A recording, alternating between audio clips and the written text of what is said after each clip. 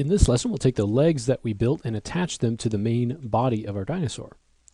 So now we've got the large back leg built and the smaller front leg. I've just tweaked some of the points there, curved some of the fingers around a little bit. If you want to look at any of the project files, you can go in and take a look.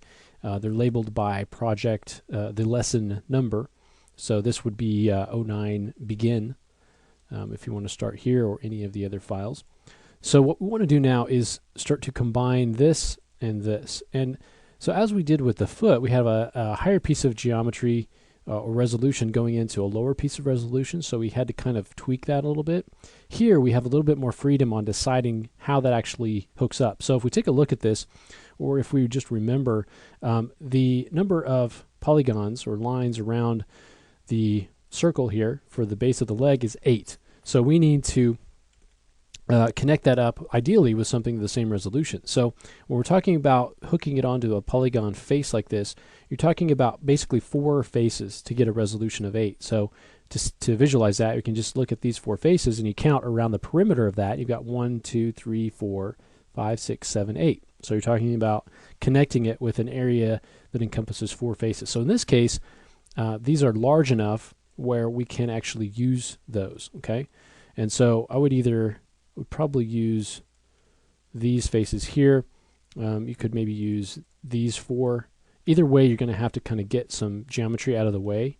And so let's go ahead and kind of tweak this. So let's actually use these 4 down here. So let's start to move some of these points around. Now I want to sort of move them along the surface a little bit instead of just straight up and down based on the world axis or the object axis. So I'm going to go into the move tool, and I want to change the orientation to normal. Okay, and so let me go ahead and kind of move that along. You can see how that changes a little bit. So I want to start to move this up and kind of make a little bit of a cylindrical shape or circular shape. So I'll kind of move this out and in. This one, I'll kind of move over here a little bit. Just so it's not this square shape, we want to start to get it a little bit closer to the eventual shape that we want it to connect up with. And so we can come in here and kind of move this over, maybe up a little bit and in.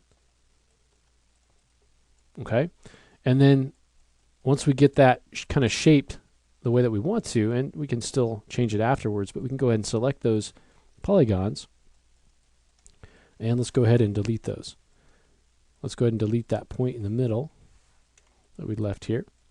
And so if you need to, you can still go in and modify this if you need to kind of squeeze it in a little bit. Let's squeeze this up and in. Okay. Now we can connect this together. So we want to go ahead and take this geometry. And again, you know how to do this now. We go ahead and select both of these. And let's connect and delete. And now it's just a matter of combining this together. Now if we want to create extra geometry, we can use bridge or stitch and sew. We come in here and kind of decide how that's actually going to be connected. Okay, so if we wanted to use bridge, we could come in here and start to bridge that across. Do the same thing over here. And just kind of zip this up all the way around. Now obviously we'll need to do a little bit of modification to the points there. Okay, and just kind of zip this up. It gives you a nice visual indication of where that geometry is actually going to be created. And go ahead and pull this across. Okay, and you can see it doesn't want to, it's trying to kind of flip that around, but in the end it looks okay. So what we want to do now is take those points on that body and kind of blend that now into the body a little bit more. So kind of bringing out that geometry on that transition, and we're now treating it as one mesh.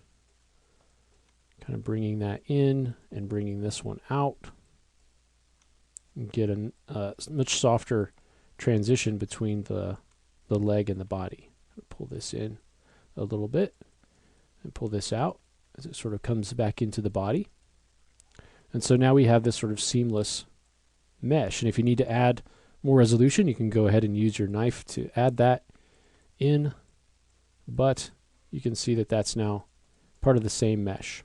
Okay, so we want to do the same thing on the arm. Now the arm is going to be a little bit more challenging because we don't have really a spot to attach this. So you can see here we've got the same resolution on the base of the arm, but here we don't really have, unless we want to connect it, you know, to this large area, you don't really have the resolution. So we need to add a little bit more resolution in here. We can do that by taking these edges.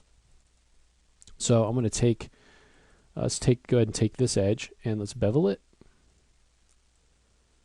So the beveling adds an additional edge, and it also serves to kind of keep that curve.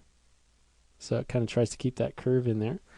While we're here, let's go ahead and add a little bit of resolution up in here. Sorry, let's select. Let me go back and redo that.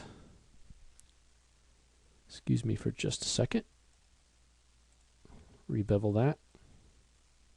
Here we go.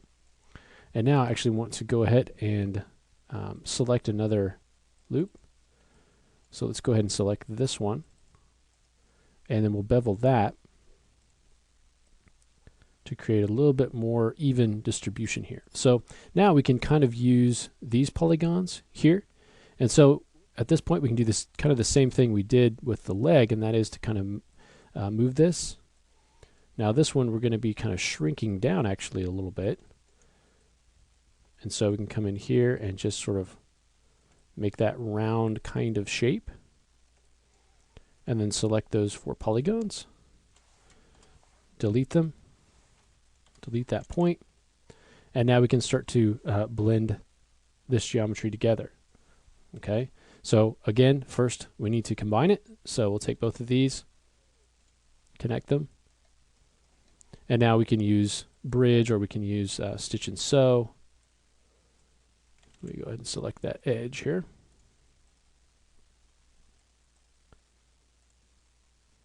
And we can decide, you know, how we want to actually combine this. Let me see here. We'll deselect that edge, shift, drag, and then we can start to kind of combine these together. Okay, so you just want to go through that same thing and then combine that all the way around, and then you just want to take those points, same process, clean that up a little bit, the transition area where that shoulder kind of is, kind of pull it out a little bit and get a nice blend between the base and the arm. Okay, so you can go ahead and finish that up using bridge or stitch and sew. You could even just weld the points together, but at this point we're creating a new row of polygons there. Okay, so you just want to finish that up, and then in the next lesson, let's go ahead and come in and take a look at how we can work with this symmetrically. So we'll go ahead and take a look at that in the next lesson.